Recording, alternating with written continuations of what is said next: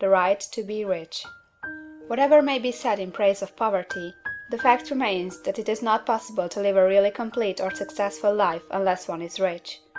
No man can rise to his greatest possible height in talent or soul development unless he has plenty of money, for to unfold the soul and to develop talent he must have many things to use, and he cannot have these things unless he has money to buy them with.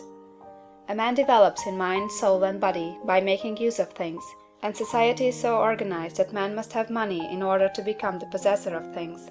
Therefore, the basis of all advancement for man must be the science of getting rich. The object of all life is development, and everything that lives has an inalienable right to all the development it is capable of attaining. Man's right to life means his right to have the free and unrestricted use of all the things which may be necessary to his fullest mental, spiritual, and physical unfoldment, or, in other words, his right to be rich. In this book, I shall not speak of riches in a figurative way. To be really rich does not mean to be satisfied or contented with a little. No man ought to be satisfied with a little if he is capable of using and enjoying more. The purpose of nature is the advancement and unfoldment of life, and every man should have all that can contribute to the power, elegance, beauty, and richness of life. To be content with less is sinful. The man who owns all he wants for the living of all the life he is capable of living is rich, and no man who has not plenty of money can have all he wants. Life has advanced so far, and become so complex, that even the most ordinary man or woman requires a great amount of wealth in order to live in a manner that even approaches completeness. Every person naturally wants to become all that they are capable of becoming. This desire to realize innate possibilities is inherent in human nature. We cannot help wanting to be all that we can be. Success in life is becoming what you want to be.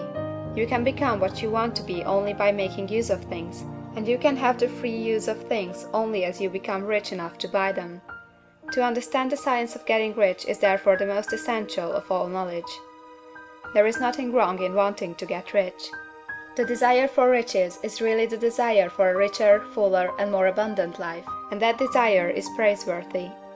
The man who does not desire to live more abundantly is abnormal, and so the man who does not desire to have money enough to buy all he wants is abnormal.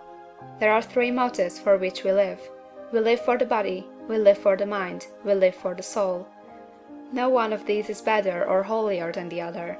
All are alike desirable, and no one of the three, body, mind, or soul, can live fully if either of the others is cut short of full life and expression. It is not right or noble to live only for the soul and deny mind or body, and it is wrong to live for the intellect and deny body or soul.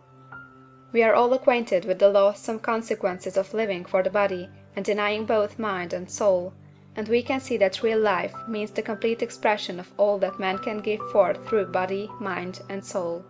Whatever he can say, no man can be really happy or satisfied unless his body is living fully in every function, and unless the same is true for his mind and his soul. Wherever there is unexpressed possibility, or function not performed, there is unsatisfied desire. Desire is possibility seeking expression, or function seeking performance. Man cannot live fully in body without good food, comfortable clothing, and warm shelter, and without freedom from excessive toil. Rest and recreation are also necessary for his physical life.